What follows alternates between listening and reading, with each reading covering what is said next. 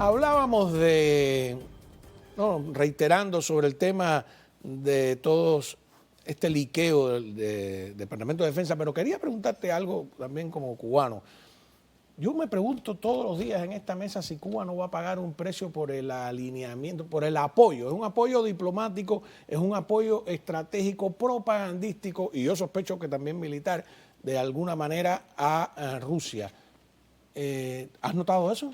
Mira, Cuba ha sido el principal, la punta de lanza en términos de la propaganda en español, sin duda, para Rusia en toda América Latina. Y cada vez que voy a un panel o que voy a un sitio, tú te das cuenta que está ahí los mensajes, y eso se maneja de la embajada cubana. Ya esto no es un tercero apoyando, básicamente están alineados con la estrategia, hacen cabildeo con países africanos, con países latinoamericanos en votos de diplomáticos, etcétera, pero a nivel no solo de propaganda. Rusia tiene a Russia Today, que lo tiene en español, que es bastante sofisticado, pero los medios cubanos y también Telesur, que viene de Venezuela, básicamente es el Kremlin hablando hoy en día. Es tremendo, ¿no? Porque esa propaganda, a mí me cuesta mucho trabajo pensar que no se traduce en hechos concretos, ¿no? Tomando en cuenta los antecedentes de Cuba, 800 tanquistas cubanos reconocidos por Granma participaron en la guerra de Yom Kippur junto a Siria. Sí. La grabación de diciembre donde Fidel Castro le ofrece a los argentinos durante la guerra de las Malvinas un submarino para hundir un barco británico.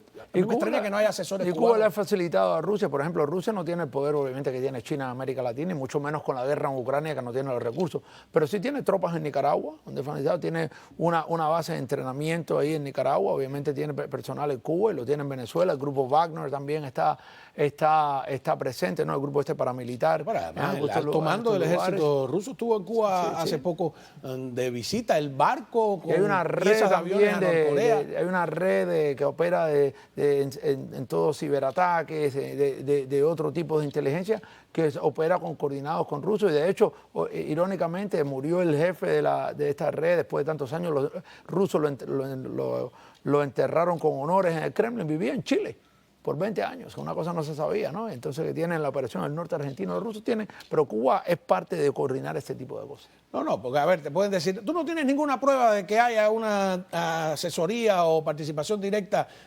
militar de Cuba con Rusia.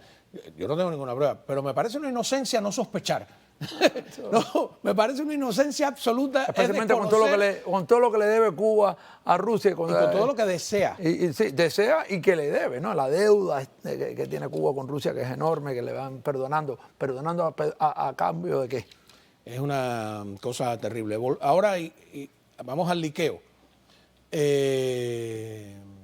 ¿Daña al ejército ucraniano?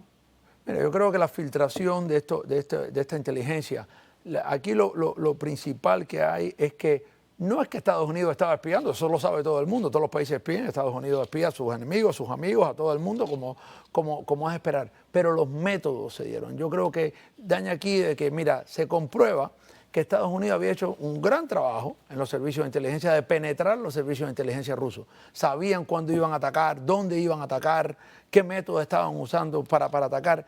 Y yo creo que los rusos ahora están cambiando su plan de hacerlo, porque se sabe que ahí se interceptaban llamadas, señales, pero también hay una serie de espías locales, ¿no? Que están obviamente penetrados, que ahora muchos pueden estar comprometidos, y también como Rusia ahora maneja su información para este tipo de ataques y daña a Ucrania en el sentido de que obviamente si Rusia puede adaptarse, ¿no? Tener una de las grandes ventajas que ha tenido Ucrania en todo esto es que la inteligencia norteamericana ha sido muy efectiva en lo que va a hacer Rusia.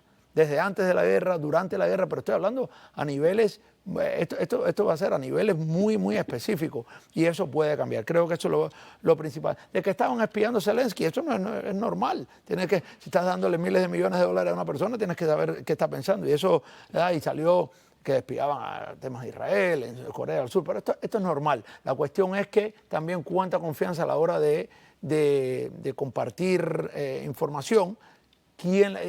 Claro, porque eso es, tú vas a mandarle una información secreta a Estados Unidos y tú dices, terminará en las redes sociales. Y también es otra, hablando de inocencia, la gente que te dice, no, eso no es espionaje, eso es un descuido, porque si es espionaje, ¿por qué lo colgaron en las redes sociales? No, el espionaje cada vez usa más las redes sociales. Y además hacen pública información secreta porque mira todo lo que logran. Uno, que Estados Unidos tenga que cambiar todos los planes.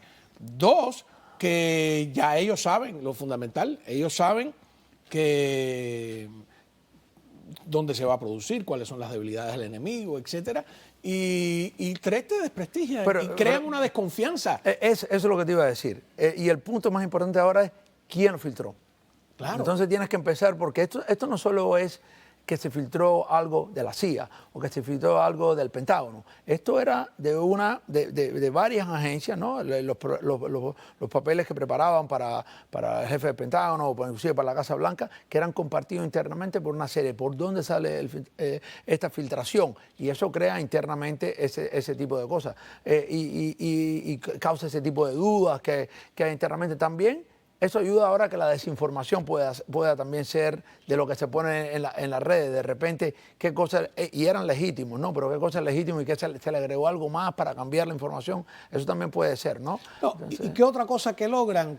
Ellos han denunciado que fuerzas de Occidente están trabajando, están directamente involucradas en la guerra, que Estados Unidos... Eso se sabía. Eso se sabía, Bueno, ¿no? se sabía, pero de alguna manera... Todo el mundo es como Bahía de Cochino. Sí, yo creo que lo que pasa es que, por ejemplo, para países aliados tienen que responderle a su propio público, ¿no? Porque mantienen una postura. Creo que internamente estos países lo sabían, creo que Rusia lo sabía también, etcétera. Pero, por ejemplo, pone en tela de juicio, por ejemplo, porque le estaban pidiendo a Corea del Sur que mandara a munición, y la política de Corea del Sur es que no puede dar ayuda letal, y ahora filtraron una conversación, entonces los coreanos tienen que decirle a su pueblo por qué estaban en esta situación.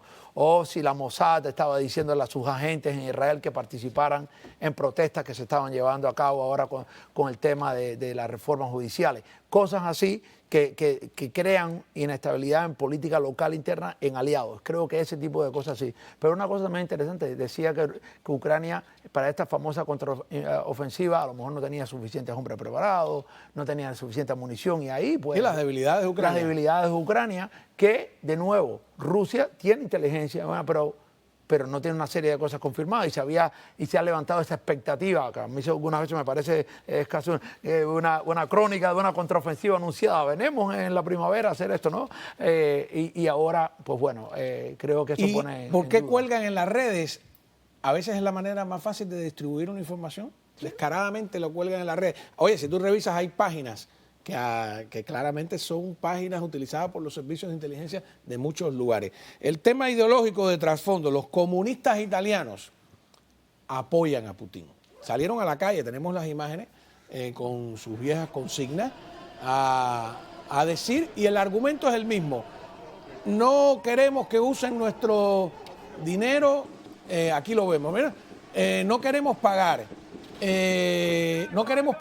vuestra guerra. Y atrás tenían eso del Proletarios del Mundo Unido. Guerra a la guerra, ¿no? La economía de guerra. Hay todo un argumento de que en realidad esta es una guerra del gas, del petróleo, del hombre blanco, y que es un negocio. ¿Cómo responder a esto? Mira, un argumento de izquierda que la derecha está asumiendo aquí. Claro, lo que te iba a decir, yo creo que lo que Rusia ha hecho bien durante la última década es poder penetrar ambos lados del espectro especialmente en sus extremos, ¿no? Y lo ves en Francia, por ejemplo, también, una izquierda, parte de la izquierda más acá, y la derecha también. Y en Italia, Silvio Berlusconi, que no es comunista, ha sido uno de los grandes amigos de Putin, ¿no? Y por el lado aquí tienes a los comunistas italianos, y lo ves en otros países. Yo creo que Rusia ha sabido explotar una mezcla del populismo de izquierda y del populismo de derecha. No quiero agrupar a todos los populistas, pero bueno, es una cosa alrededor contra el imperialismo de Estados Unidos, con el tema de los fondos, especialmente el tema de los fondos, porque sabe que es difícil que alguien diga, sí, apoyamos al Kremlin en esta guerra porque ven lo que están haciendo en Ucrania. Pero la idea de que estás gastando miles de millones de dólares, cuando siempre hay problemas en cada país, ¿no? Es algo que han podido manejar bien, y han comprado medios de comunicación, han trabajado periodistas, académicos, algunos políticos de este tipo de vertientes, pero pasa en la izquierda y la derecha. Bueno, pues muchísimas gracias, profesor. Hay que hablar de la lluvia, es protagonista en el día de hoy, y la pregunta básica, vamos a traer aquí a un verdadero experto, ¿va a seguir lloviendo? ¿Se va a seguir inundando Miami? ¿Qué es lo que está pasando? Volvemos.